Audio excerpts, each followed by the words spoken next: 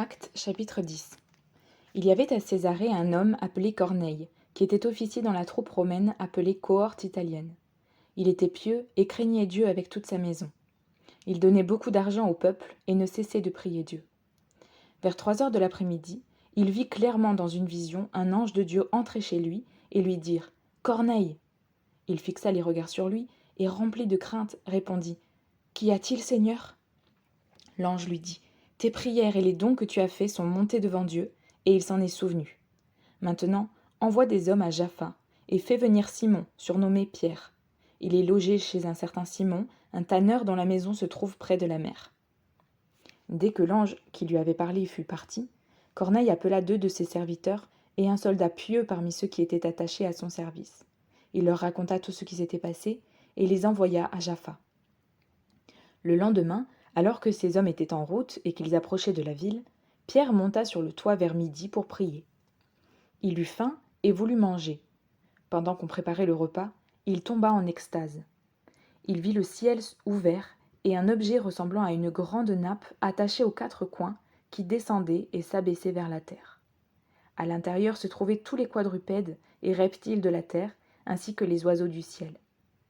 Une voix lui dit « Lève-toi, Pierre, tue et mange. » Mais Pierre dit « Certainement pas, Seigneur, car je n'ai jamais rien mangé de souillé ni d'impur. » À nouveau, pour la 2e fois, la voix lui parla. « Ce que Dieu a déclaré pur, toi, ne le considère pas comme impur. » Cela se produisit 3 fois, et aussitôt après, l'objet disparut dans le ciel. Pierre restait perplexe sur le sens de la vision qu'il avait eue. Pendant ce temps, les hommes envoyés par Corneille avaient demandé où était la maison de Simon. Ils se présentèrent à la porte et appelèrent pour savoir si c'était bien là que logeait Simon, surnommé Pierre. Pierre réfléchissait encore à la vision quand l'esprit lui dit « Il y a 3 hommes qui te cherchent. Lève-toi, descends et pars avec eux sans hésiter, car c'est moi qui les ai envoyés. » Pierre descendit et dit à ces hommes « Me voici, je suis celui que vous cherchez. Quelle est la raison qui vous amène ici ?» Ils répondirent « L'officier romain Corneille est un homme juste et craint Dieu. Toute la nation des Juifs lui rend un bon témoignage. Or il a été divinement averti par un saint ange de te faire venir dans sa maison et d'écouter tes paroles. » Alors Pierre les fit entrer et les logea. Le lendemain, il partit avec eux. Quelques-uns des frères de Jaffa l'accompagnèrent.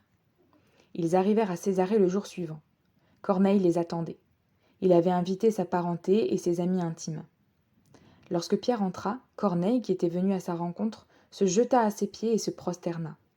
Mais Pierre le releva en disant « Lève-toi, moi aussi je suis un être humain. » Tout en conversant avec lui, il entra et trouva beaucoup de personnes réunies.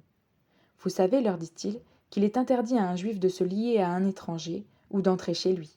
Mais Dieu m'a montré qu'il ne faut déclarer aucun être humain souillé ou impur. C'est pourquoi je n'ai pas eu d'objection à venir quand vous m'avez appelé. Je vous demande donc pour quelle raison vous m'avez fait venir. » Corneille répondit « Il y a 3 jours, je jeûnais jusqu'à cette heure-ci, et je priais dans ma maison à 3 heures de l'après-midi. Un homme aux vêtements resplendissants s'est alors présenté devant moi et a dit « Corneille, ta prière a été exaucée, et Dieu s'est souvenu des dons que tu as faits.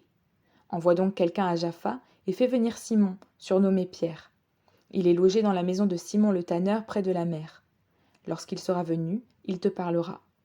J'ai alors tout de suite envoyé quelqu'un vers toi, et tu as bien fait de venir. Maintenant donc, nous sommes tous devant Dieu pour écouter tout ce que le Seigneur t'a ordonné de nous dire. » Alors Pierre prit la parole et dit « En vérité, je reconnais que Dieu ne fait pas de favoritisme, et que dans toute nation, celui qui le craint et qui pratique la justice lui est agréable. Il a envoyé sa parole aux Israélites en leur annonçant la paix par Jésus-Christ, qui est le Seigneur de tous. Vous savez ce qui est arrivé dans toute la Judée après avoir commencé en Galilée suite au baptême que Jean a prêché. Vous savez comment Dieu a déversé une onction de Saint-Esprit et de puissance sur Jésus de Nazareth, qui allait de lieu en lieu faisant le bien et en guérissant tous ceux qui étaient sous la domination du diable, parce que Dieu était avec lui. Nous sommes témoins de tout ce qu'il a fait dans le pays des Juifs et à Jérusalem. Lui qu'ils ont tué en le clouant sur la croix, Dieu l'a ressuscité le 3e jour, et a permis qu'il apparaisse, non à tout le peuple, mais aux témoins choisis d'avance par Dieu, à nous qui avons mangé et bu avec lui après sa résurrection. Jésus nous a ordonné de prêcher au peuple et d'attester que c'est lui que Dieu a désigné juge des vivants et des morts. Tous les prophètes rendent de lui le témoignage que toute personne qui croit en lui reçoit par son nom le pardon des péchés. » Pierre parlait encore quand le Saint-Esprit descendit sur tous ceux qui écoutaient la parole. Tous les croyants circoncis qui étaient venus avec Pierre furent stupéfaits de ce que le don du Saint-Esprit était déversé même sur les non-juifs.